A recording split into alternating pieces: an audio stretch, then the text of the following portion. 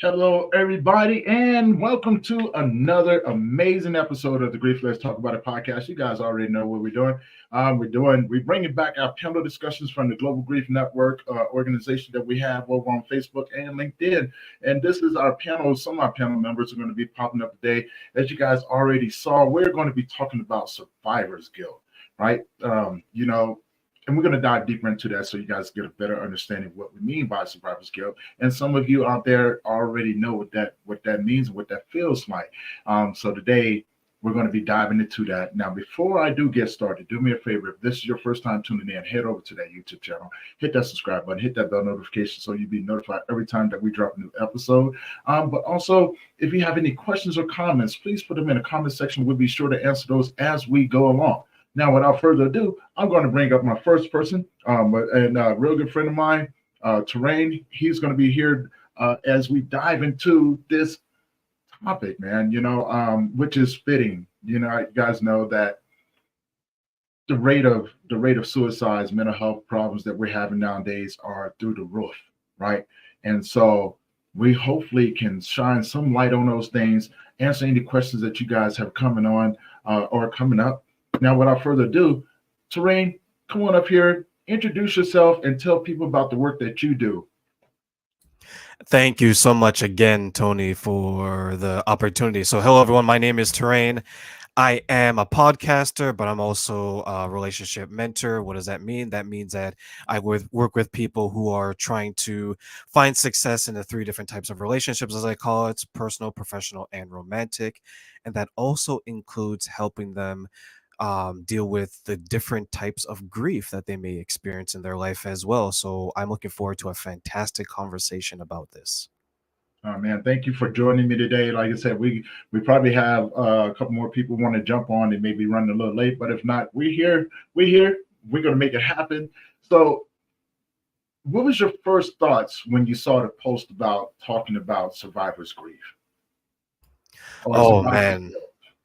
Yeah, there's so many emotions. Like one of them was a little bit of anxiety because I think this is something that a lot of people don't speak about, right? Like when someone passes Yeah. away, I think the best example is probably, let's say, like if you're a victim of a car accident and the Mm, passenger passes away and you didn't. Some people may think, okay, why me, not them? And I think some people will question God about that. So I was a little anxious about that type of conversation to see where it can go, as well as another emotion that I was experiencing was was the guilt.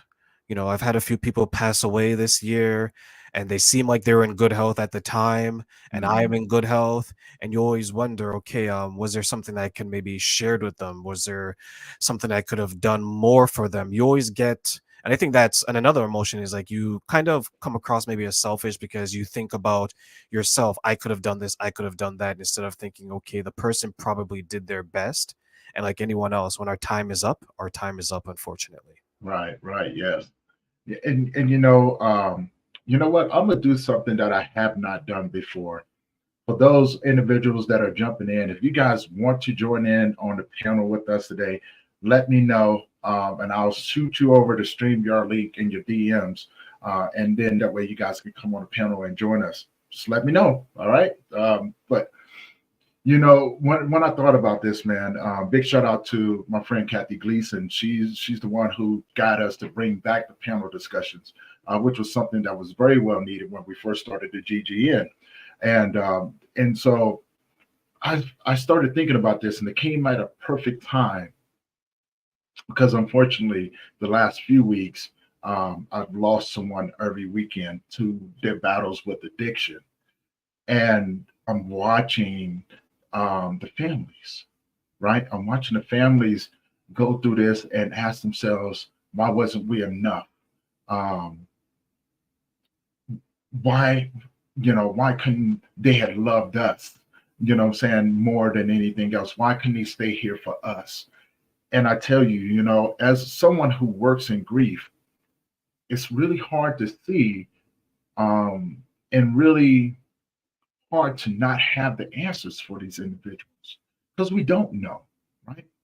Now, I've known all of these men that have passed away the last few weekends, and I won't say the names for privacy issues and things like that, but out of respect, I want, if their families are tuning in, my heart is always with you.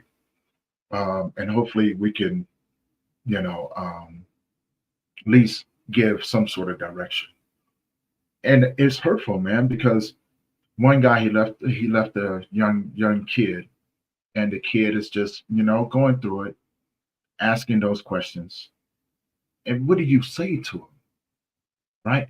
And as you mentioned before, what about those individuals that get into car crashes or, unsuspected accidents, and you're the one who survives? I've seen that as well, right? How do you how do you maneuver through something like that?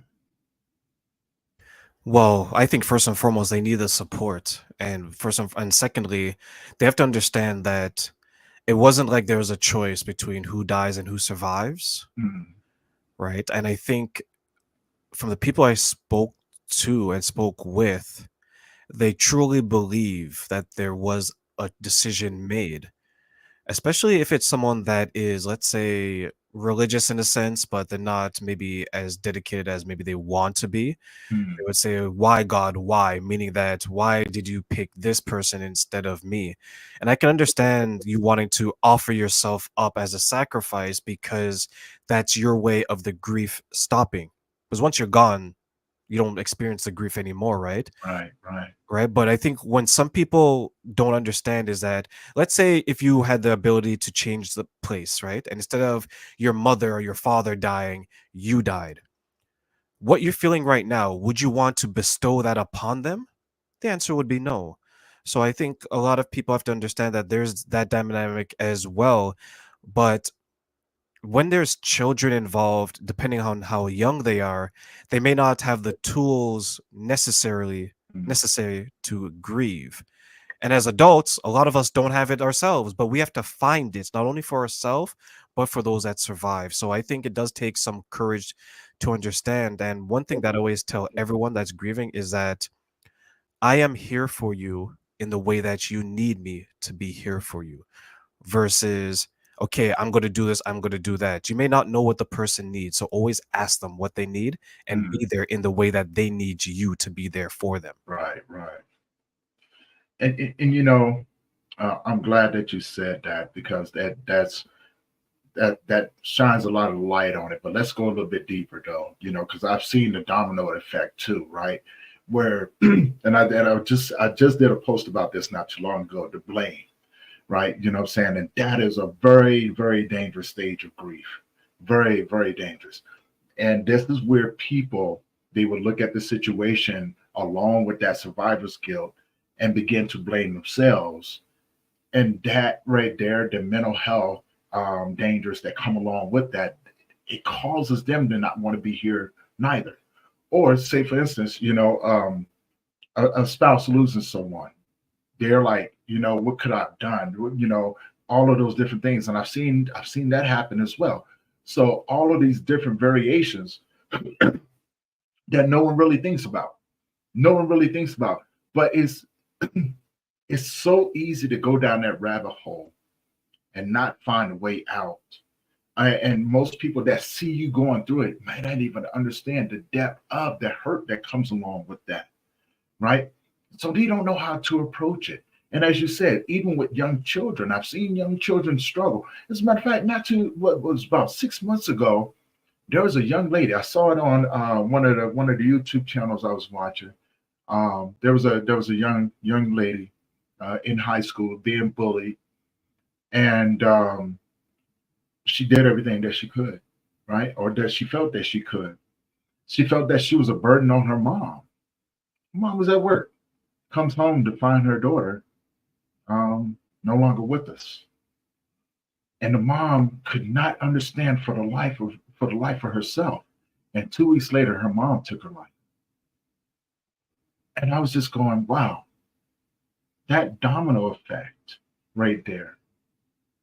It's it's something it's something not talked about. I want to get your thoughts on that. Well, the question that first comes to mind in those situations that you described or something similar is how much did the survivor know about the trauma that the person who has passed away is Mm, experiencing, right.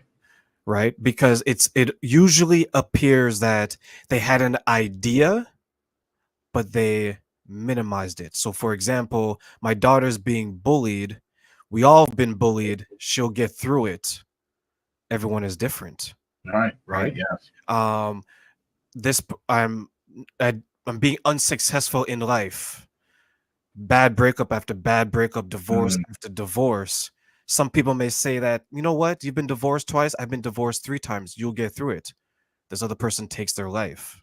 mm, Now you have other people grieving because they're a survivor, not because they were directly involved in what caused it, but because they were directly involved because they had an idea, and now they're like, oh, there's something more that I could have done. So I wonder if that's the true origins of the guilt when it comes to being a survivor, because they're a survivor of the idea and the trauma that the person was going through because they had an idea but they didn't necessarily know. So when I think people who are experiencing survivor's guilt in those situations, it's hard to process because you didn't understand how serious it was. But then when it hits the fan and this person's no longer there, now you are experiencing maybe more than survivor's guilt. Maybe there's a little bit of embarrassment, a little bit of shame. mm, You're like, I don't know if I can deal with this. So now you decide to take your own life as a way to soothe yourself because that's the ultimate way to do it, right? I can't deal with this. I don't want to experience it. And what's the one of the simplest and quickest ways to do that is to end your life. mm. I'm going to add to that because I think, I believe that you're absolutely right, and I want to open up the doors to the other aspects to it as well. Right. There's a lot of, let's say, personalization, right? You know what I'm saying? Instead of thinking about the situation, people oftentimes will make it about themselves, right? And that could be very detrimental, very, very detrimental. Or they're quick to play the blame game with other people. You know what I'm saying? Oh, if you would have did this, oh, it's all your fault, and this, that, and other, right? Which can cause again a turbulence in the mental mindset going through that, right? You have you have that shame of what would people think now of me, right? You know what I'm saying, and things like that. So it's adding those different variants to what you were already saying, right? And looking at it and going, wow, words can hurt people. I remember a long time ago, I was 12 when I was a kid. My mom used to always tell me, "Sticks and stones may break your bones, but words will never hurt you," right? And how detrimental words can be now that I've gotten older. We've all gotten older. Those who are going through those struggles and things like that, words can cut you pretty deep. They can cut you pretty deep. And I get tired of hearing this statement, oh, you just got to grow some thick skin. You know what I'm saying? This is the way the world is, and this, that, and another. It never really set right with me, right? I was always like, no, look, I have some thick skin. It takes a little bit to get to me. But once you get to me, it's like, okay, now I'm going to come back and I'm going to get you, right? But I figured if we're going to play the word game, let's see how let's see how far we can take this thing. Is it right? No, because I'm petty, right? You know what I'm saying? When it comes down to that, man, I'll go. You go low, I go even lower. Like, okay, let's play this. Is it right? No, man. Sometimes depending on the individual that I'm doing it with, it can be fun, right? We can all laugh and things like that. But to those out there that have gone through traumatic situations, who have experienced that grief on a different level, um, it can definitely take them to a place to where they can cause a lot of damage to other people. We've seen the school shootings. We've seen the shootings that happen in the grocery stores, the shootings that happen out on the streets, and things like that. And I don't know if we do have a solution for it. I Well, don't. yeah. I'm gonna Yeah, get you. let me give you an example I recently came across. So I was watching this interview, and there was a woman. It was a daughter and and sorry, it was a brother and sister, and their mother was sick. The mother passes away, and she leaves about, if I remember correctly, 70% of her assets to her son and 30% of her assets to the daughter. Mm, Some people will be like, okay, that's, it's her wishes, whatever the case is, right? So now here's the question that I'm going to pose to you. Think of this through the perspective or the perception of survivor's guilt. So you have the daughter now who feels that this is unfair and should be 50-50 because she spent time taking care of her sick mother. mm, So now there's a dispute between the brother and the sister regarding the assets because the brother wants to respect the mother's wishes, and the daughter saying that no, you have to give me X amount of money. So they end up in the court system, and the daughter wins the mother's house, mm, and the brother takes everything else. So, through the eyes of survivor's guilt, could it simply be that this person was grieving in such a way that they didn't want to share any of the assets and they wanted everything for themselves? And that's why they decided to tear their family apart by mm, going the legal route. Right. And I think that sometimes gets missed because, as you mentioned, we personalize it, right? We say that this person is going through something. So, what would I do in this case? Well, I would give 50-50, but you didn't pass away. This person passed away. And I think sometimes we get caught up in our own emotions that we start to project mm, onto other people. And that could be dangerous in itself because what you're feeling may not be necessarily what someone else is feeling. And if you go to someone else and tell them, I am feeling this, I understand, but I got over it in 2 weeks, or I went out and I rode my bike, or I did something else. We need to start asking people what they want. It's not about you. Like, your feelings are your feelings, but I think when it comes to survivor's guilt, if we don't express what we want, that guilt could prolong, and then what could happen, it could become our prison, and then we're going to find ourselves grieving in other ways. And mm. because we lose ourselves, those around us now, they're experiencing survivor's guilt because they don't recognize who you've become, and now you have a whole different dynamic from the people around you and yourself. Wow, that's deep, and I totally agree with that. Now, I will pose this question to the audience as well as to you. Have you ever yourself experienced survivor's guilt?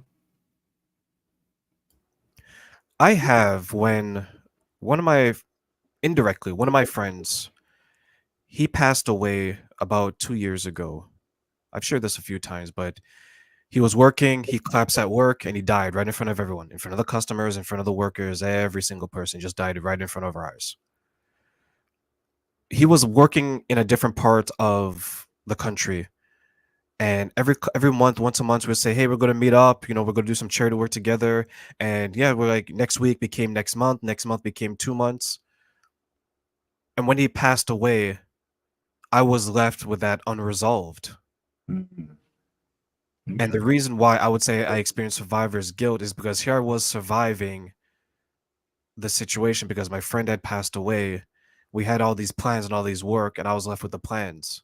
So now, if we both passed away, in some sense, it probably would have been better because the plans would have just gone away because both of us couldn't do it. Hmm. But now here I'm left with the plans, with his dreams. And I think maybe that's what gets missed sometimes, especially if someone passed away you're close with and you're planning to do something together. All those dreams, all those plans falls on you, and now you may feel compelled to honor it because you want to honor the memory of the person that passed away. Right. Well, my next question would be, how does one maneuver through that? For me, what I tried to do is I tried to be as charitable to his memory as possible. Like, he was really big on charity, and so was I. So every time I feel like I'm having conversations like these, or when I'm working with women who've been abused and things of that nature, I know that I'm honoring his memory and I'm honoring a dual dream that we had for the world. Hmm. Now, if it was something else that was more so his idea than my idea, you can try to find a foundation maybe or something that would honor it. But I think it's a little bit of a struggle. Like, let's say if it's something the person's like, "Hey, I really want to start cooking classes, Tony." Right, Man, right. cook, or it wasn't you. Like, you were just there to support him. Like, what do you do in that situation where you don't necessarily like cooking, but you like helping your friend? Like, you'd have to find a balance, and that balance can be tough. Totally agree. I'm gonna share a little bit of mine. Mine's was very, very personal. Um, when when my son passed away, those that know me know I'm very open about when he passed away. I looked at everything, and I did personalize it. I did take it personal because it felt personal, right? It felt like the world was just picking on me and taking things away from me. I was like, you know what? No more. And then I sat around and I began that pity party. And I used to, and I just remember talking. I said, son, why did you have to leave me? Like we had our whole lives together. Now your old man is left in this world alone. I don't know what else to like. No one taught me how to live in this world without him. And I used to look at my friends who had their kids, and I had a really good friend of mine who had a kid shortly after I lost mine, and I couldn't bring myself to be around him. Right? I couldn't because it was it was one of those things. I used to look at him and I would get mad because I would go, I'm not a bad person. Why is it that I have to lose that part of me that I cared about, but everybody else get to keep theirs? So I was really upset about that, right? And I know I'm not the only one, right? When we think about those individuals, those really bad individuals out there in the world, and we want to say that we're good people in the world, but really are we? Right? You know what I'm saying? We all have a side of us. We all have a past and things like that that may not be perfect. But that doesn't make us bad people, but nor does it make us good people as well, right? And we're quick to look at other people and go, um, let me. We're quick to look at other people and go, you know what? I don't want to do this anymore. I don't want to do this anymore. Um, I want to get your thoughts on that. Go ahead and speak on that. And I got another person who's looking to find the link, so just bear with me a little bit. Share some thoughts on that for me, Trey. I think that is very tough. I've experienced that with someone, and they're finding difficulty in it. Here's a thing, Tony. It's when someone passes away, that is difficult in its sense because your life has come to a fork in the road, right? Because if you look behind you, the person that you were 2 steps behind, a week behind on that journey, two Uh-huh. weeks, that person is going to be changed. Now, is it going to be changed going to the left, or is it going to be changed going to the right? And we both can foresee what the path is going to be, at least in initial stages. So when you have someone who's experiencing survivor's guilt, like when someone's son passes away, someone's parents pass away, depending on how the person passed away, the type of survivor's guilt is different. If the person was, let's say, a drug user, or the person was a criminal, now part of your survivor's guilt is what? Honoring their name, because there's going to be people that's going to try to tarnish their name, saying that, hey, you know what, don't grieve so much because they were into drugs, don't grieve so much because they're committing crimes. Ladies and gentlemen, when someone passes away, regardless of who they are, what their character is, there's still going to be a moment of time where people are going to grieve because they're remembering the best of them. They're not ignoring the worst of them, because we all have a worst of us, but we need to remember the best of them.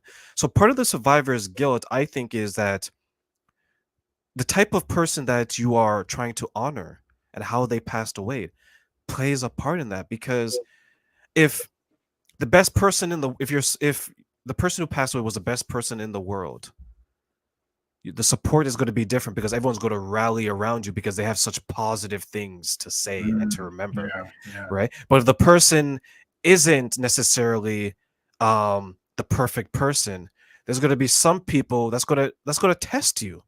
They're going to say certain things. I know if I pass away, there's going to be some people that's going to be like, "Oh God, thank God he's dead." I hate laughing, Right? but I felt that one right there because I honestly feel the same way. There's gonna Yeah, be some let's people be like, honest, right? we was tired of Some his people ass. are going to cheer, and that's perfectly fine. That some people are going to celebrate. Some people can't wait to find your plot because they're going to dance on your grave, and that's perfectly fine because that's how they're dealing with you passing away.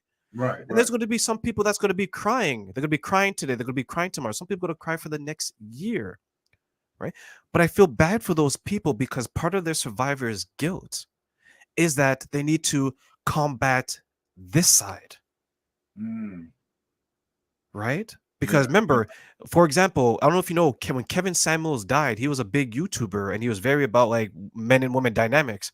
yeah. People cheered and there's people defending it. So you have people, not only are they grieving, right? They have the guilt that they survived because part of that guilt is they have to defend the person's name because to them, they're a hero.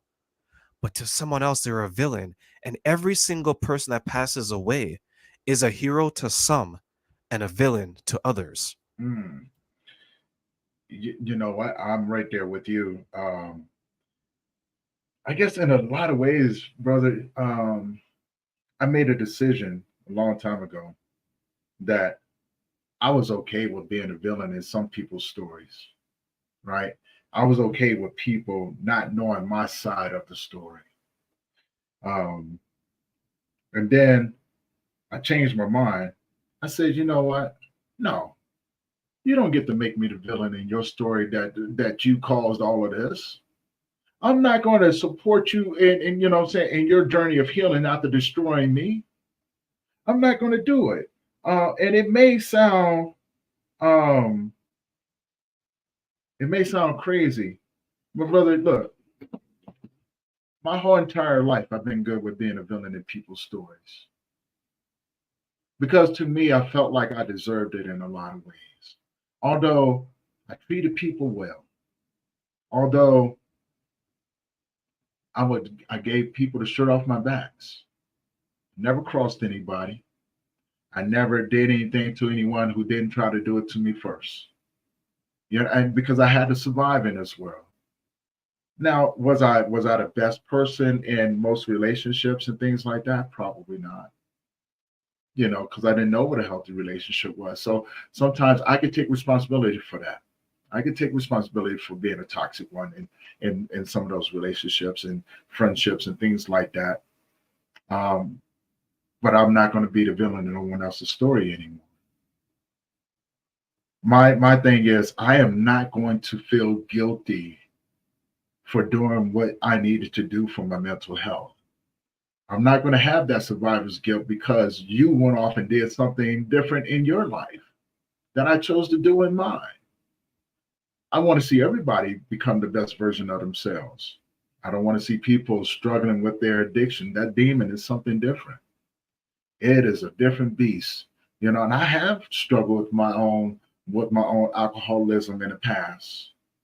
I struggled with suicidal ideation there for a little bit, right? Because there was at some point I became not afraid of taking my life. Now the thing of now this is where I had the guilt um, set in on me when I realized that I wasn't afraid to take my life. I realized how selfish I was, and I'm not speaking for everyone, but I realized how selfish I was because I have a younger sister. I didn't think about how she would feel with it. I have an older cousin. I didn't think about how he would feel about it, or my nieces or my uncles, my aunties that still care about me, and I care about them dearly. I had just been alone so long that I hadn't thought about it. I didn't think about how my decision would affect them.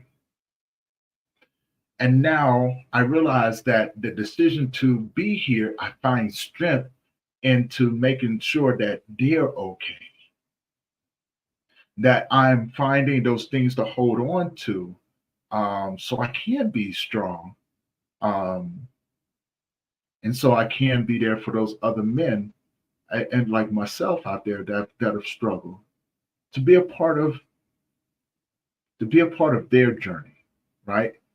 And I find pleasure, I find happiness in that, and things like that. And I wish that for everyone out there struggling with it, because there's people out there right now that's about to pick up a bottle, right? About to do something even more dramatic than that. That have made the decision that they don't want to be here anymore.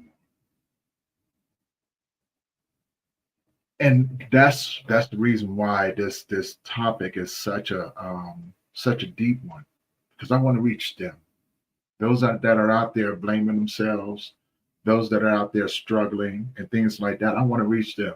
You know, I wore my shirt today. I don't know if anybody saw my video, but I wore my shirt, which is sad. It's an acronym, which has the mental health emblem on it and everything, and it means stay another day. And I really truly mean that. We want you to stay another day. The world is a better place with you in it. You know, and I am just so sick and tired of seeing the amount of funerals, right? It almost made me. It almost took me back to a place when I was out there in the gangs and everything. It almost feels exactly like that, where I was going to funerals every weekend. You know what I'm saying? Sometimes 2 and 3 times out of the week, I was going to them, and I'm tired. I'm tired of seeing it, man. I'm tired of seeing the families cry and fall apart because they don't know what to do. I really am. If you'd like to elaborate on that, man, please by all means. Guilt and shame will cause a lot of people to relapse, Yeah. right? It's a gateway to what you're fighting. Like, imagine someone, because you mentioned it earlier, right? Everyone, just picture yourself. You're someone that used to be an alcoholic, used to drink 2 beers on Monday, 5 beers Wednesday, then it just came out of control. You survive that. You get clean, you get sober 1 month, 2 months, year. So you're celebrating all these anniversaries. Then someone close to you passes away. Let's say from drinking and driving. Let's say from alcohol poisoning. You don't think that's going to have an impact on you? Yeah. You don't think that's going to take you back to the old you?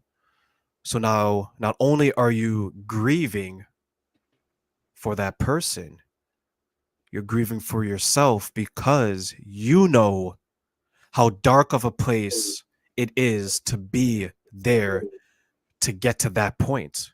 Because maybe you were there yourself. Maybe you were one step away from that. So now when you're looking at the bottle, what are you going to do?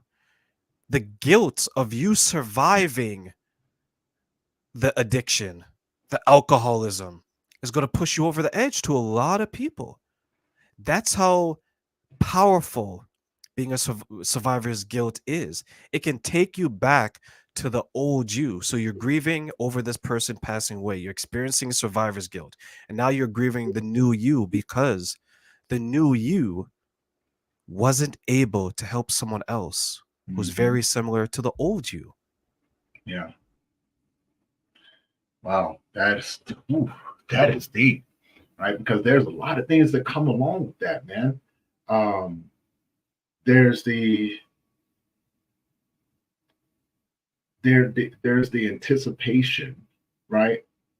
There's the death of the grief of identity loss, right? And I speak about that because how often do people not think about that? The old you versus the new you, right? The unfamiliarity of the world that have just now been created for you without that person, right? who are you in this new world? How do you show up for yourself as well as others? But most importantly, are you, is it reciprocated? Is others showing up for you in this new world that you're in? Right? Or did they, did a lot of people leave you? Right? Let's dive into that aspect of it right there. That when everything's all said and done, the people that leave, right? You know what I'm saying? The people who are now watching you survive this change of events that you didn't ask for. Um, do you believe there's guilt associated with that as well, or is there just a huge amount of confusion of what is expected of people after after the fact, the ones who leave away? Do you think they carry that guilt with them of I not being there with that person? I think so. I think that's probably one of the strongest forms of guilt. Like, Mm. let's use yourself as an example. Like, when you left the gangs, did you ever think, I can save one more? I can save two more? Actually, you know what? I'm gonna be honest with you. I didn't. See, I would. Like, I would have that guilt of, I made it out of the hood, I made it out of the gangs, I made it out of the ghetto. I need to pull one more person. I need to pull two more. Like, I would have that guilt. And I think people experience that. People experience, like, that's the thing that comes with success, especially when you didn't have it, Mm. right? Like, you're doing a fantastic job in helping people, but there's going to be someone that you can't help. Would you experience survivor's guilt because of that? I don't know. I would have to say in some cases yes, in some cases no. The situation will dictate whether or not if you're going to carry survivor's guilt along with you. So, going back to what you were saying, when I was in the gangs, when I decided to leave the gangs, I had already witnessed a lot of the people that I knew and was growing up with die. So when I saw the younger generation coming up and I saw what they were doing to the older generation, man, when I left the gangs, I did not turn around. I told them, look, you do the best that you got to do. I'm out. Um, there was parts of me that wanted to go back because it was all I ever known, right? And so the world that I had ventured off into, there was a lot of uncertainty. I didn't know where I was going to end up. I was moving around. I was homeless for the most part after I left the gangs. But I knew there's one thing that was for certain: I wasn't going to go back. No matter what happened, I wasn't going to go back. I wasn't going to um, go to any more funerals. I wasn't going to try to explain to people what had happened. I just wasn't going to do it. So when I finally made that decision, I weighed the pros and cons. It was like, why am I even here anymore? There's only a handful of people that grew up, you know what I'm saying, that was around when I was around. So no, I didn't feel bad. I didn't feel bad at all. So, and I heard about all the devastation that happened all after that, and I did not turn around. I did not bat an eye. Now, the thing about it is, and I'm glad that you brought this part up, there was people that I ran across out during that journey with me leaving and everything, where I was able to um, talk out of going back to the hood, that I was able to um, put them in like programs. Even before I even started doing this work, I knew about certain things, you know what I'm saying? And I would direct them over there, the Big Brothers Association, right? You know what I'm saying? Because most young men need mentors. They need good people to help guide them along the right paths and everything. I was able to go, hey, you know what I'm saying? Look, man, go check out this organization to kind of help you with your addiction. If you need somebody to come with you, I'll be willing to walk with you if need be, right? But I was always passing through, so to speak. So I never allowed myself to become attached to individuals. And most people would look at that and go, "Wow, you know what I'm saying? Sounds like that you was running from something." I was never running from anything. So I want to add that too. I was never running from anything. What I was doing is that I didn't want people to get attached to me anymore. I was so And I think this goes, when I say this, I think we could tie this into that whole survivor's guilt thing. I was just so tired of everything. I was tired of fighting. I was tired of running, tired of everything. I was tired of being alone. I was tired of feeling like my life was worthless.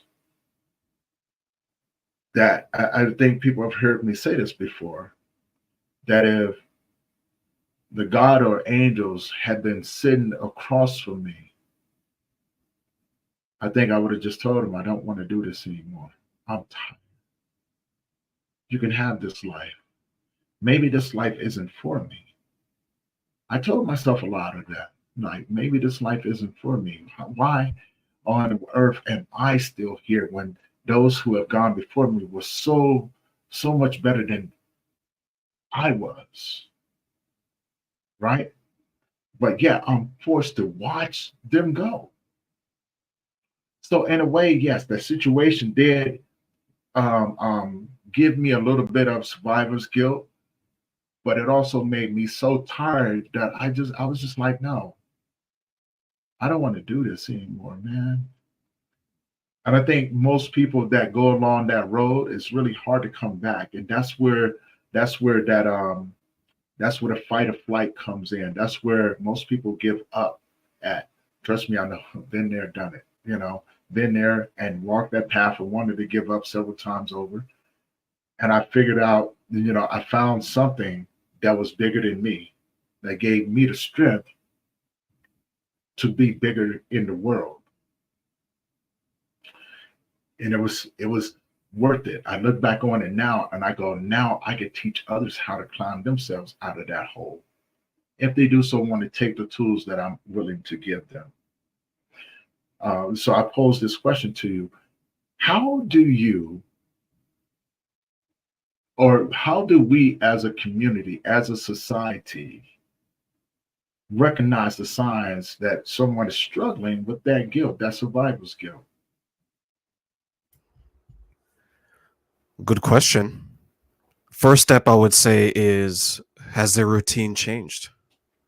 Hmm. You know, one thing I've learned from speaking to those who have suicidal thoughts is that what they used to do every day prior to having those thoughts, there's a change. And that change is in a lot of ways a cry for help. So we have to be very observant about the daily routines of people and understand. But that's kind of tough, because how many people, when they ask you how they're doing, they actually care to know how you're doing? It's become a Hmm. salutation now. It's like saying hi, hello. So that's the first thing. We need to check in on people. If you haven't heard from someone, let's say in a couple of weeks, check in. Hey, I'm just checking on you. I want to make sure, you know, I'm here if you ever need me. I saw fantastic thing that a group of men were doing online, was that they recorded themselves and they uploaded it, going through their phone and just calling the men in their phone and saying, Hmm. you know what, brother, I just wanted to let you know you're in my thoughts today and I love you. Just like that. Hmm. And a lot of men don't necessarily hear that. And you'd be surprised at the responses. Most of the men right away said, oh my God, thank you. You know what? I was going through a rough time and I love you too.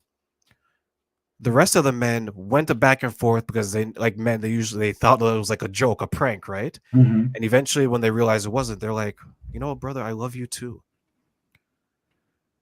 We need more of that. Don't check in when you need something. Check in to make sure the person's okay. So that's the first step. The second step would be is just truly be there for your friends. Do Hmm. something together. This is where I think men probably struggle more than women, because women could get together for literally anything, book club or knitting, sewing, whatever the case is. They can get together for anything, right? Right, right. Men struggle with getting together when there isn't women around, especially single men. Very true. Single men, right? You hear the expression, "Where the holes at?" Well, Mm. they're not here. It's just us. Men need to get together and spend time amongst men, away from the women, just with each other.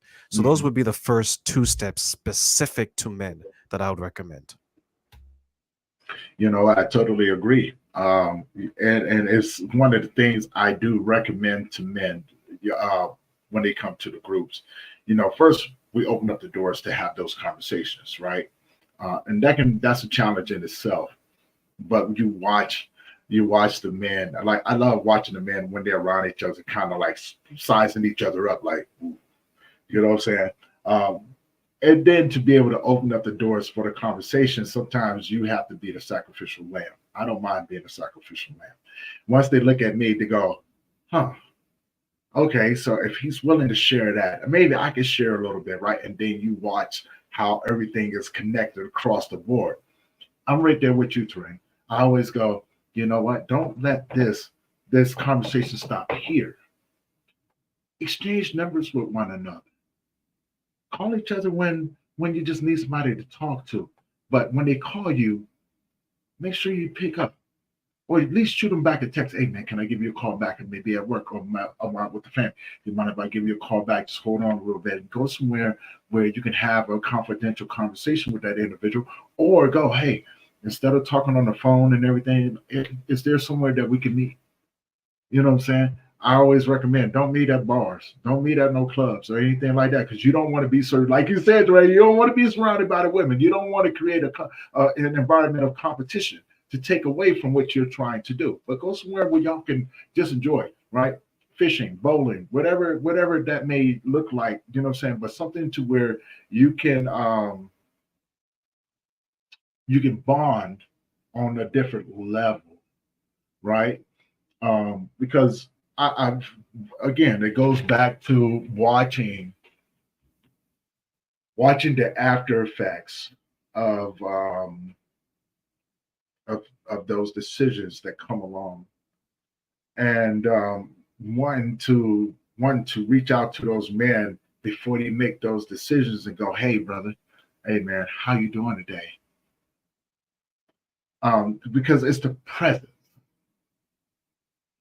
that hopefully my presence will prolong you from making that decision, because most people that do end up taking their life or something like that, they won't do it in the presence of other people, because again, there's a sense of guilt that comes along with that too, right? I'm not going to screw you up, so I have to wait till you leave in order to finish what I need to. Well, I'm about to drag this out. You ain't about to, no. By the time I leave, you're gonna be exhausted. And sometimes, man, it's letting people know that you are enough. I think Yeah, there's yeah, a lot more of yeah. that being said. You are enough. Yeah, I think some people, when they think of those thoughts, they think that, well, he's probably going to jump in front of a train. Sure, people do that, but that's not, there's so many other ways. And you're right. Mhm. People enough. Like, imagine you were to reach out to someone and you just need someone to talk to, right? And they're like, yeah, you know what? I got you. And they show up and they bring like five, six girls. Mhm.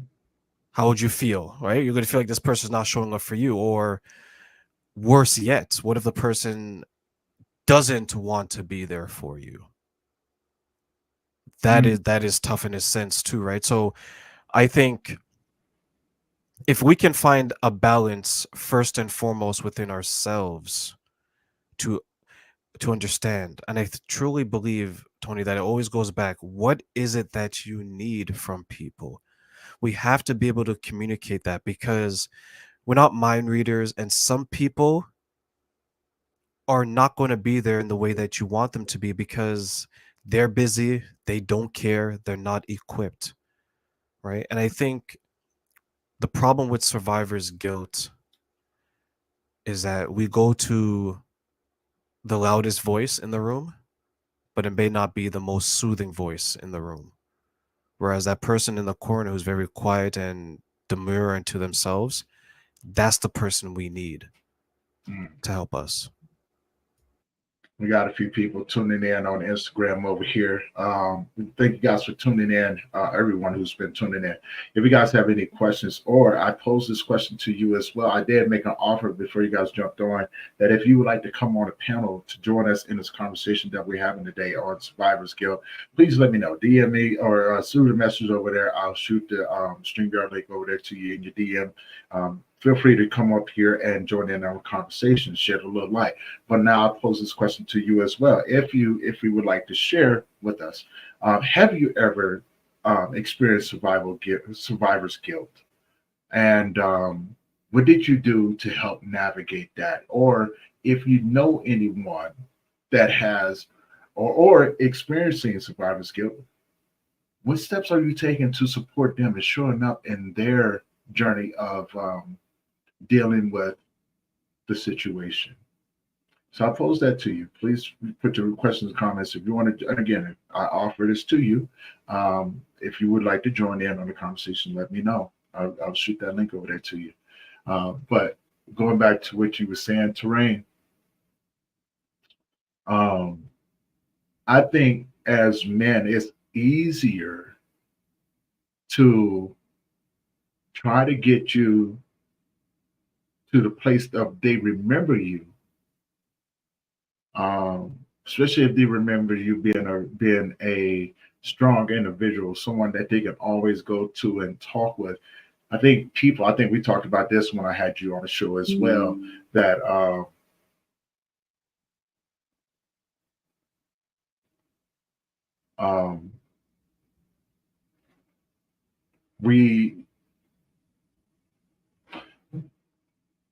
we have a tendency of not wanting to see people hurt. So I do believe that we have the best intentions for each other, but we often forget that it still hurts. We're still human beings. The world that we live in has changed. And thank you for that. You're absolutely right. Survivor's guilt can feel very overwhelming. Thank you for it. Thank you for that. That was going to be something that I was going to lead into. So, Terrain, we got that comment over here. Survivor's guilt can feel very overwhelming. What are your thoughts on that?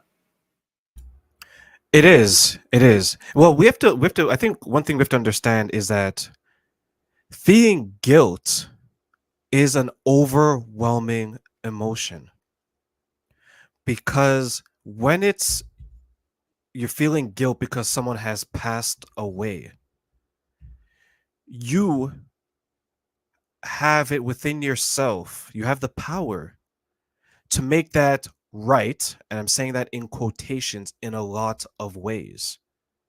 Tony passes away, I survived. I don't agree with that. I end my life.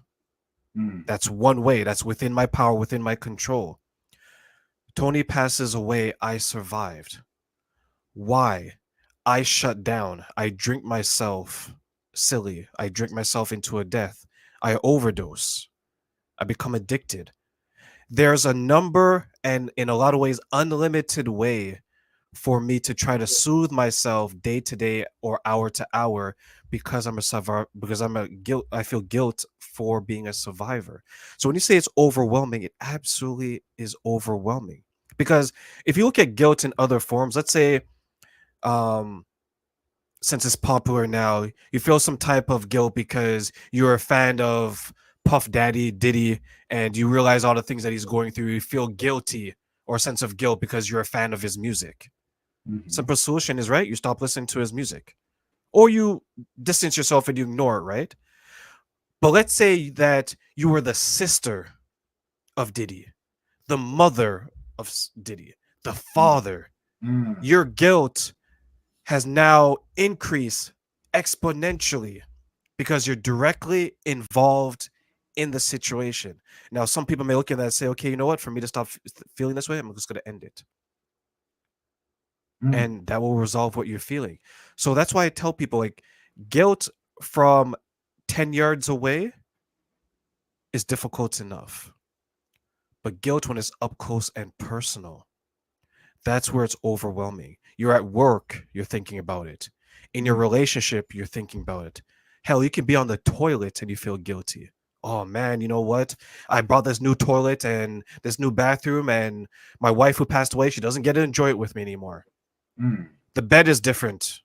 The house is different, right? So when you're a survivor of guilt, depending on who passed away and how close that person to you, every single thing is going to overwhelm you.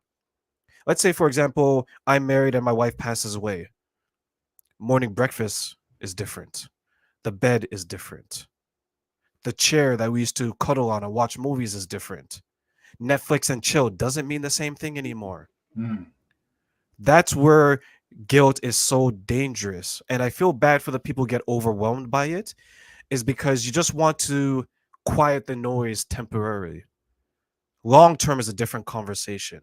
Right. So that's where it's overwhelming, because it can impact you in so many different ways and so many different aspects. And there's always going to be constant reminders to make you feel the guilt. Wow. I can definitely relate to that on that whole level right there.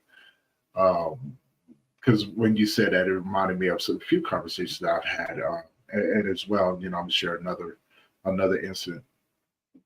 Um, One of them that all of them I took very personal, but one of them, aside from my son, really hit me home because it really shook my reality once this happened, in a way to where there was a lot of changes I needed to make, and the way that my life had changed as well. It was the when my younger brother passed away, right? There was a lot of guilt. There was a lot of beating myself up. Yes. I'm going to read your comment here real soon. Let me get this out, and I'm going to put this up here, and we're going to dive into that as well. Again, if you would like to come on and join in on the conversation, please let me know, man. We'd love to have you up here, and everything. But when my younger brother passed away, there was a reality that came with that, because I realized, and my sister hates when I joke about this, and I'll tell you the joke. But I realized that I was the last of my bloodline. There's somebody comes behind me. My father, my younger brother, and my son are all gone. I don't have any more sons to carry on my bloodline. You can't have any more kids. And so once I faced that reality, I was like, wow, that's a lot to carry on a person's shoulders, right? And I was mad at them. I was mad at my younger brother. Like, hold on, man, you were supposed to carry on the bloodline when I left, right? So there was a stubbornness that came along with that. Like, I guess I can't leave then, you know. And I was so mad because I was like, Dad, like I'm not quite sure what happened here, but I'm pretty sure you wasn't supposed to leave me this way. And then I'm thinking about my son, like, even you leave me too? Like, what am I supposed to do with this? I just wanted to go out and I wanted to destroy the world, man. Like, if I have to carry this burden, and that's what I felt that it was. If I have to carry this burden, I'm gonna make sure other people feel my pain. It was personal. It was very personal. Like, why do you get to have someone carry on yours and I don't get to have that? No, I'm not okay with that. I'm not a bad person, but I know what you did. I know what you did. And you get to keep yours. Oh no. So I had to go back in. I had to revamp my whole life, man. And then I had to find the silver lining in it, right? And now I have a running joke when I tell people, I go, what do me and dinosaurs have in common? we're almost extinct, okay? You know what I'm saying? That's what we got in common. When I'm gone, my bloodline is extinct. My sister hates that joke, but I laugh about it. Got to find something to laugh about in there, and so that's just one of many that I've come up with that find laughter. And I want to read this. I wanted to read this comment, the comment from Jolie Ons Rising. Hopefully, I'm saying that right because I would slaughter a person's name. I do apologize if I do. Um, they wrote, "It's incredible. It's incredible comment too for fellow suicide lost survivors." I want to get your thoughts on that. Well, it takes me back to someone I interviewed, I want to say last year, and he attempted Mm, suicide. And during his attempt, his son walked in and saw him hanging or about to do it. And it changed him. But one thing that happened is that he remembered walking in on his dad attempting suicide. mm, So now you have 3 generations of this trauma. So now you have the second generation, which is the first father, right? mhm, He was attempting it and his son walks in. So now he survived the attempt because of his son. But his son now saw his dad in that situation. So now they're both experiencing survivor's guilt, but in very different ways. So when you have people who are attempting suicide and the impact it has, you can feel the guilt when the person is successful in their attempt. You can mhm, feel the guilt when the person is unsuccessful in their attempt. But both people in both situations have a lot of work to do because for you to reach the point of suicide, and Tony, you mentioned that you went through this, you're in total despair. A lot of times you're not in your right mind. So it can be definitely hard to leave behind survivors who are feeling the guilt of not only your attempt, but your success of mm, the suicide because there's a whole bunch of questions that they're not going to be able to get answers to because the person with the answers is no longer here. And mm. that is a difficult journey to start with. Very true. Very true. Got a question. Um, what do you think is more prominent? What sort of community do you think? I know they say the rate of when men take their lives is normally between the age of 25 to 45. I find that now the age is starting to go up, right? Um, and I'm starting to see the commonality across the board. Maybe one community may experience it a little bit more than others. I don't, all I see is the individuals and things like that. Um, Maybe I need to go back and check and see where I can go and be more effective in the support that I give individuals. But I'm constantly trying to reach all communities. Like I don't treat one community more different than the next community. I'm going in there with a purpose. I'm going in there like, what do you need? What do you need? What do you need? It doesn't matter to me, right? Because I'm trying to show up. I'm trying to show up and go, look, we can do this.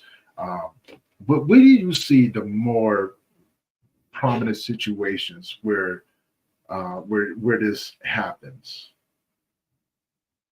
That's kind of tough because I wish I knew the stats. So from an anecdotal experience and maybe from my observation with those who have done it, men, I think everyone could agree that men experience it far more than women do. Mm-hmm. The type of men that seem to be experiencing these things are men who have lost a sense of themselves, Mm. which is tied to a sense of their value, which is then tied to a sense of their purpose. And I know that's a mouthful, guys. Trust me. It is, but it's Right? true. It's true. Yeah, that's what I've been like through my research and my observation. That's what I've found because from a society perspective, men are told your value is in your contribution. Whereas I'm generalizing now, whereas women, your value is in your existence. So a man that it hasn't contributed to society in the way that society deems valuable, because there are levels to it, they will struggle. Because imagine you're born into this world and you have a decent upbringing. You have both your parents in your household. You graduated school. You went to college, university, whatever the case is, right? You weren't bullied, but you weren't the track star.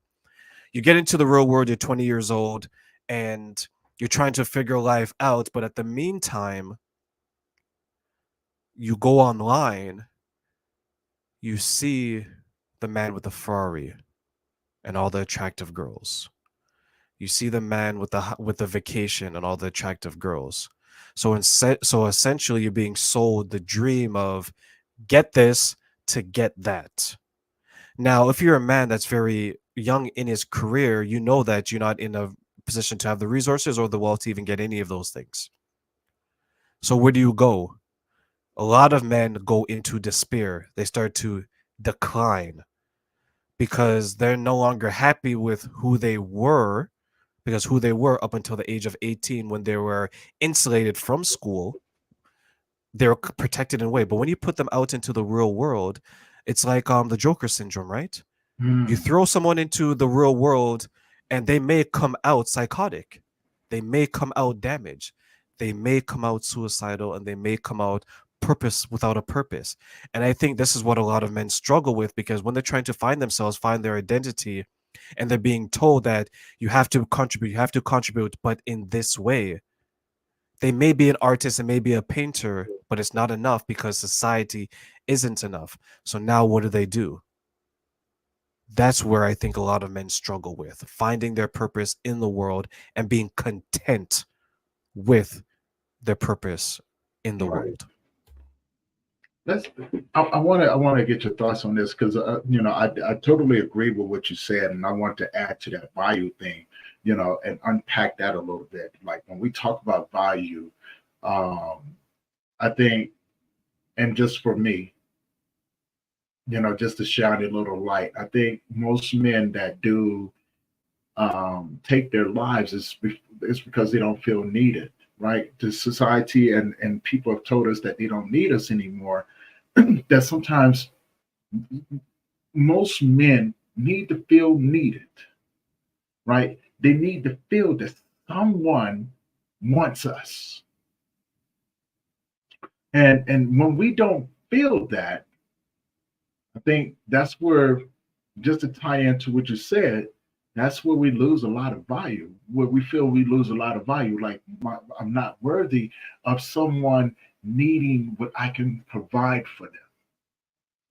Now, there has been a huge change of events where men have gone, oh, you don't need us? Okay. Well, and they just gone about to do their own thing, right? You know what I'm saying? They're comfortable with being alone now. They're comfortable with not going out there looking for someone to spend their life with. They're comfortable with, just with themselves, right? They're comfortable with getting a dog and going, you know what? I'd rather hang out with the dog than to hang out with anybody else, because that dog does feel that need to fulfill that sense of necessity, right? That dog is dependent on you to feed him water, to take him for walks, etc. And I think we as men, we need that, right? Just like we need respect, in order to have that purpose, to have that value, just to, what I'm saying, to be instilled in someone else's life. And you what you said, go back to what you said earlier. Um, most people never get that, and so it's easy to go down that rabbit hole, And we talk about that rabbit hole, man. That rabbit hole is a place I don't recommend for. I don't like seeing people go down that rabbit hole because it's dark, it's deep, and it's brutal. Those demons come out in full force, right? Because that's where a lot of people, when they can't find that light, they become comfortable with being in the darkness, with the drugs and alcohol, because we can manipulate reality through our own minds, through those things that can take away from them, right? It's okay for me to go around and be around Jim Bob and, Tommy Joe and all of them, because you know what? I like the world that they live in. It's carefree. You know what I'm saying? All I got to do is go do a little extra something in order to get in that carefree world. And you know what I'm saying? We may tell ourselves like, oh, it's just a one-time thing, but then that world becomes a place where it becomes safe. And again, we don't think about we don't think about other people. And I think most people that see us going through it don't think about what we're thinking about or what that individual is thinking about at that, right? The people see what they see, perception versus reality. We've talked about this one before. It's perception versus reality. You perceive that what you see in is the reality that I live in, but you don't know what it took for me to get to this point, right? No, when the last time you asked the guy on the street that was homeless how he got there? When the last time you had a conversation with that dude? When the last time you talked to the drug addict or the alcoholic and asked him, "Hey, you okay?" And found out his story. And then once you find out, did you offer to help him or did you criticize him? Social media, I blame a lot of social media because people have made it common to talk down on those who are not doing well in this world and put it out on social media for views and clicks. And I often wonder, man, well, not often, I wonder this a lot more than what I really care to, but it seems to be a problem. Is this what our life have come to, views and clicks going viral? Because if this is what Absolutely. it has come to, we're in trouble, brother. Tony, absolutely. Absolutely. Well, look at it like this, right? If I'm lacking in some way, Mm-hmm.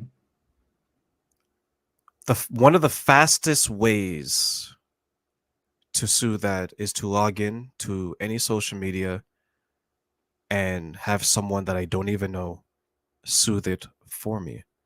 I'll give you an Mm, example. If I'm grieving, I can just go online and log in right now. Oh my goodness, my brother has passed away. Instant attention, instant validation. mm, Okay, I've had my fill of validation stuff. Like, let me log off because my cup of validation and attention is full. mm. Right? Then tomorrow I was like, okay, I'm feeling kind of low.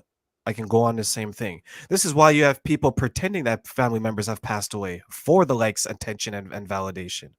Did you ever think that we reach a point where people would pretend that their family member has died? Right? I couldn't imagine someone doing that. The karma alone should deter people from ever thinking of that nature. So when you point out social media, I can understand why that happens because if I want to make my felt if I the easiest way to make yourself feel better is to make someone else feel worse, Mm, which is why social media is so good for that.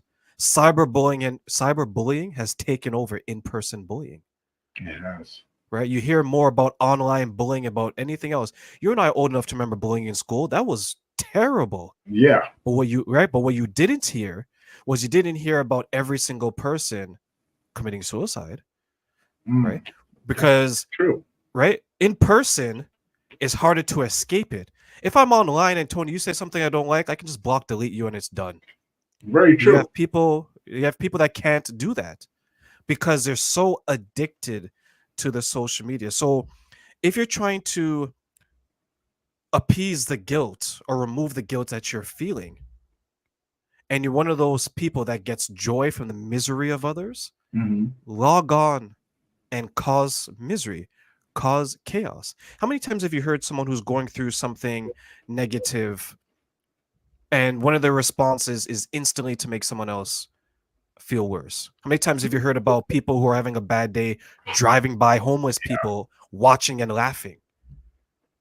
Human beings have found the most strangest ways to overcome some of the most deepest emotions. They've taken emotions that are innocent in a lot of ways, such as survivor's guilt, such as maybe suicidal thoughts, and they've turned them dark because dark attracts. It's easier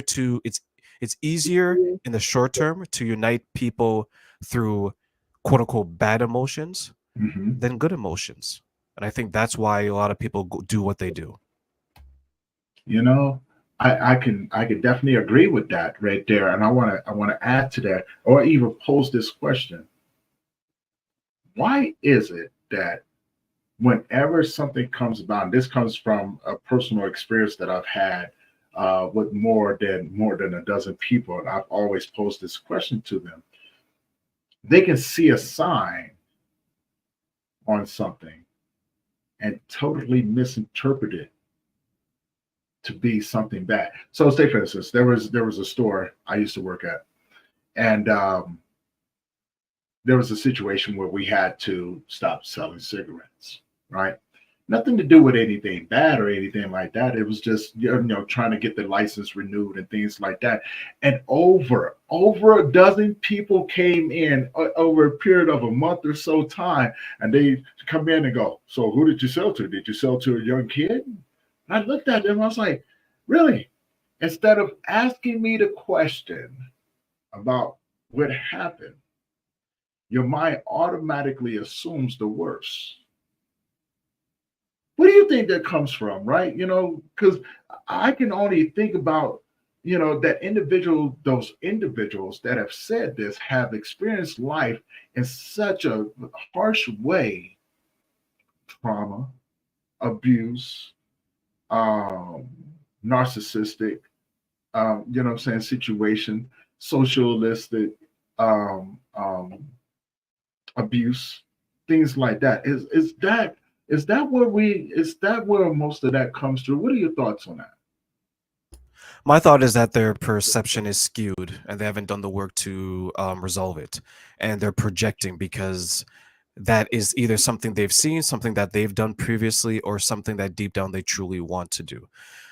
Those who see the negative in things Hmm. is because that's how they lead their life. I'll give you an example. Someone today, just today, Tony, shared a video of a specific culture of people dancing in a park, Mm, mm, right? In a group chat. I saw it and I was like, "Oh, celebrations, congratulations," because there's good music, they're celebrating. Other people saw it as this group of people trying to take over their country. Now, whose perception is skewed? The person who's seeing it in the negative, who's defensive over a video of people dancing to music in a park, in a public place, no laws are being broken, they see it as an infringement on them. So, in other words, when this person with the cigarettes says, "Oh, you must have sold it to this person," it's because if they were in a situation to sell cigarettes to someone underage, there's a likelihood that they would do it. That's why that is what they see mm.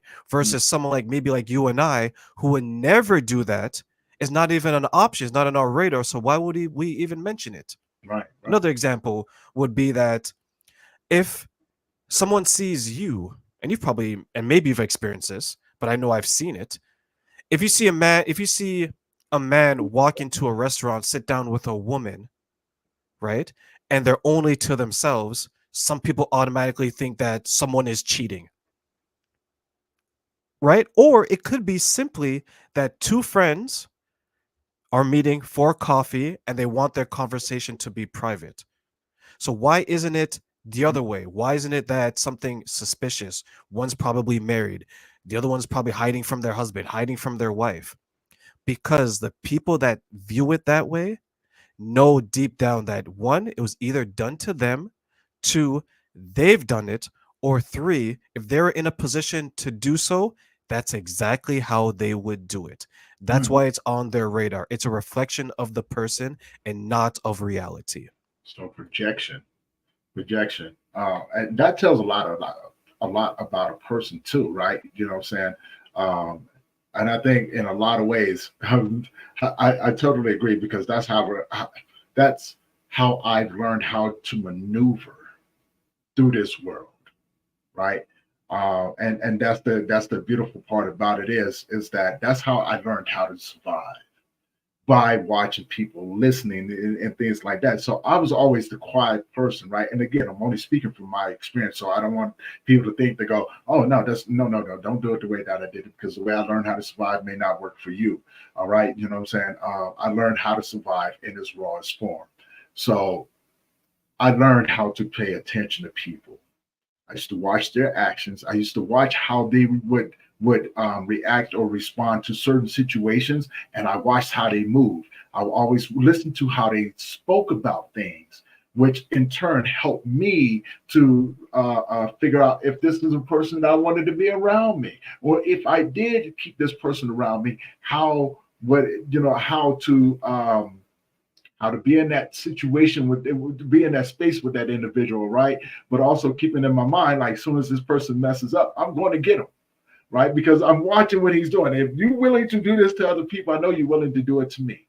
Whether you call me friend, brother, whatever, I'm watching what you do. Because one thing that I learned, which kept me, which really honestly kept me safe, and part of the reasons why I had a lot of trust issues, this thing, watching people, I used to watch how they treated people that they said that they loved.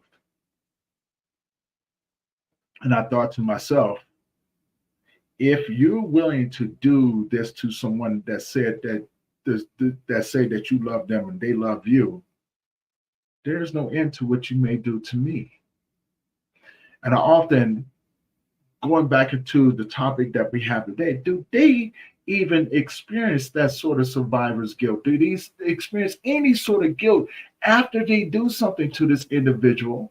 Or do they experience that survivor's guilt if something was to happen to that individual? Lord, Lord forbid, and that person's no longer here. Do they experience that? Is it something that's just like, oh well, and they keep moving, or things like that? Because I would like to think that those would be the ones that are hit the worst because of the way that they've treated them. They experience it. They experience it because life will always balance itself out, I agree. right? So the people, yeah, so the people who mistreat others, once it comes back full circle, then they would experience the guilt because now they're reminded, right? So they will be put in a situation to remember because a lot of times what you do to others, I know this is old saying, right? But what you do to others will come back to you. So the person that robs, steals, and all that other stuff, Hmm. one day that may happen to you. And you'll be reminded of it, and you're gonna know exactly the feeling you made other people feel. And Right, then that's the guilt, right? So now you have a choice. Are you going to continue your actions or are you going to learn from it? Some people double down and they will be ignorant in their arrogance and say that, okay, I'm going to continue forward and continue to rob, kick, and steal. Some people say that, oh my God, this is what I was doing, mm. Yes. right? And some people, and I've seen this happen to a few women. When life balances itself out, it doesn't come for them, it comes for their children or their Mm. parents. And Oh, now the guilt that they feel is not only because a family member or loved one has passed away, they will feel that they've contributed in some way because they've put that energy out into the world mm. because of all the chaos they've bringing into other people's lives, all the destruction that they left behind them. So that is how they truly feel it. I've had someone that she's caused so much misery in people's life. Now she's in a situation where she's lost custody of her two kids. She doesn't have the house that she lives in, and she's been humbled by life. And look how life has humbled her. It has taken all the things that she would use to her advantage over people away. Now she has to deal with that guilt for the rest of her life. And that is how life balances itself out. Hmm. Wow, that hit deep. Jeez, that one hit deep. I was like, oh no, he didn't. He went there, and I'm glad that you went there because, man, when you said that part about it doesn't come back for them to balance itself out, it comes back for their children. Oh my God, I don't think people really understand the depth that goes through right there because of the simple fact of people often think that they get away with certain things, right? Um, karma, karma is a beast. And her sister ain't no joke neither, right? I know you understand what I mean by that one. Look, karma come back and get you, but her sister ain't no joke. She come out kung fu fighting, Muay Thai style. Every part of the body they using. You know what I'm saying? I know people may be sitting back laughing about that part right there, but if you ever gone through it, you probably know exactly how that feels because you probably had that feeling like, ooh, oh yeah, I remember it. Right? Yeah, let's bring that memory back. Because man, when it straightens out your kids, it's a different feeling on that one. It's a definitely different feeling on that. And you know the crazy part about it is, right? I am so glad that my parents, and this is going to sound crazy when I say this. I'm glad karma didn't come back to straighten it out on my kid or my brother or you know what I'm saying. And I'm so glad that my family didn't have to watch the things that I had to experience because it probably would have broke their heart. I know it hurt a lot of other people that watched what I had to go through. Because I've heard the stories like, wow, dude, how are you still standing? And you know, and I felt pretty good that it didn't have to come back on them to straighten me out. It allowed me to rectify the situation, right? To pay for the things I had done in this world. As crazy as it may sound, but I'm glad that I am so thankful that my family didn't have to pay for the things that I've done. That is as hurtful as it may be, losing my son.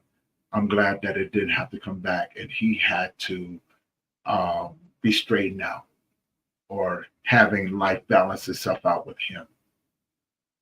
I'm glad that he did have the life that he did. Do I wish he would have been around for a lot longer? I do. I really honestly do. But I'm glad that I'm thankful of the time that I had with him because this old man got the chance to live a pretty good life with him and figure out life a little bit more in depth to be able to serve other people. And I think part of my survivor's guilt was not being able to give him the life that I wanted to give him, to not have saved him from the things that had happened to him when he was younger, when I wasn't around, because he didn't know that his mom was a narcissist, or the things that his mom was doing, being an alcoholic and being the sort of person that she was. She did a lot of damage to him. And so I'm very thankful that he didn't have to suffer or have to grow up and figure out life. I just wish, in a lot of ways, Terrain, I really wish he would have taught me to be in a world without him. And I think that's where my deepest guilt comes from, because I was so prepared to be in a world with him, to teach him to live in a world without me, that I didn't know what to do in a world without him or the rest of my family, for that matter. And I think there's a lot of people out there that can relate to that aspect of it, right? So I would ask this: if you can pose a question to those out there struggling, what would that question be? The question that I would ask anyone who's struggling is, what do you need from me? And the second question is, how may I give you the support or love that you need? I love that. I love that. Oh man, wow. I'm sitting up here thinking about it because I'm just like, wow. What would I say to that? And I pose that question to the audience and everything. You guys don't have to answer it right now, or just think about this, right? And pose that question that Terrain just asked to someone that you know that is struggling, and see how they respond to you, because that is deep. That is really, really deep. Uh, Terrain, before we wrap up and everything, tell people how they can find you. Absolutely. So you can find me at www.behindtheshades.ca. That's my website. All my coaching is there. All my social media links are there. If you want to find me on YouTube, it is the Behind the Shades Show on YouTube. Same handle on Facebook as well. And one thing I want to leave, if I may, Tony, is that to the question that Tony asked me about, what would I ask the people who are in need? I said it that way because whenever I'm in need, I've gone to the wrong people, and the wrong people weren't supportive because they didn't listen. They told me what I wanted instead of asking me what I needed, because what they were telling me was what they would have probably needed in that point of life, or it was something that they always led with. So, for example, some people may say that I'll buy you something because their whole identity is tied to money. Some Mm, people may say that I'll give you sex because their whole identity is tied to sex, mm, right? So you want to have something that's deeper and more long lasting. So that's what I'll leave with our audience today, as well as where you guys can find me. And as always, Tony, thank you so much for the opportunity, my friend. oh man, the pleasure is mine. I thank you for joining me today, and diving into this conversation. It's always beautiful conversation, man. You know what I'm saying? Love talking with you every time. I am going to be on your show soon too. You know what I'm saying? I had to reschedule because of some scheduling conflicts. No fault to nobody except for my own. But we're going to definitely make it happen. And to give everybody an update, you guys already know who I am. I'm Tony Lynch. I'm the host of this show, and we are building up the GGN, the Global Grief Network. Terrain has become a new member over there as well, so you're going to see a lot more of him. We do have the Global Grief Conference 2025. You guys are going to get more details on that as well. We're adding a lot more things going forward for next year's conference. So please stay tuned to that. We got live music, comedy, workshops, webinars, you name it, we got it. But also keep your eye out for the magazine that's coming out this month.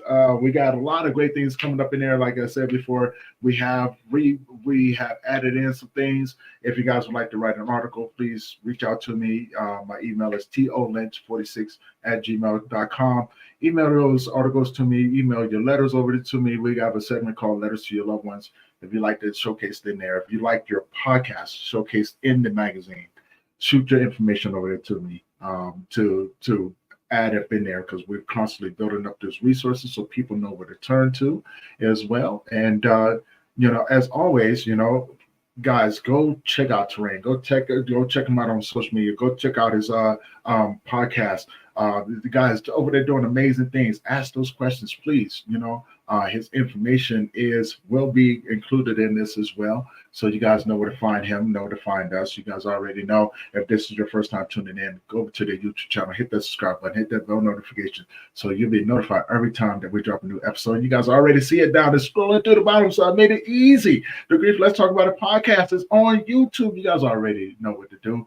Hit that, let's push it out there. But if you know anyone who could benefit from the conversations that we have, please put that out there. You guys are going to be seeing a lot more panel discussions that are coming up. If you see them on social media, register for them, right? And come in and join us, and be part of the conversations. Ask those questions, we'll get them answered. We're doing this every week now, so we're bringing it back, and we're coming back in full flow, full force. And with that being said, Terrain, if you want to come back up here, and if you want to leave the audience with some words today, to help guide them through this, leave it with them, please.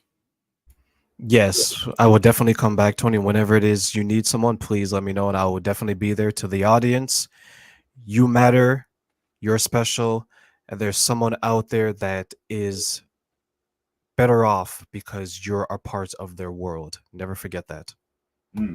Love that. Definitely love that. And like I said, I'm wearing my Stay Another Day shirt. Sad doesn't have to be a very depressing thing. It can mean something to someone. Remember, struggling in your mental health is a no-go in our world, right? You know what I'm saying? Find those that walk with you and always stay another day. Why? Because you are enough. Now, with that being said, this is going to conclude this panel, our first of many panel discussions that's going to be coming up in the GGN. And if you are a grief worker, mental health practitioner, or trauma coach, and you want to come join this rapidly growing network of that we have going on, come find us on Facebook, the Global Grief Network. Find us on LinkedIn, the Global Grief Network. We'll be sure to bring you guys in and become part of the family, because together we're stronger, and together we can make the impact to change the world and how we view grief, trauma, and mental health. All right. With that being said, guys, thank you guys for tuning in. Thank you for the comments over here. Thank you guys for everything that you guys are doing and your continued support. We guys are going to see you in the next one. And you guys, please enjoy your day.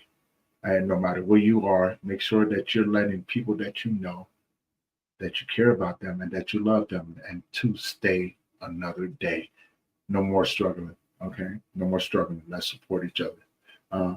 Terrain, again, thank you for being up here, brother. Thank you guys for supporting us. We're going to see you guys in the next one. Peace.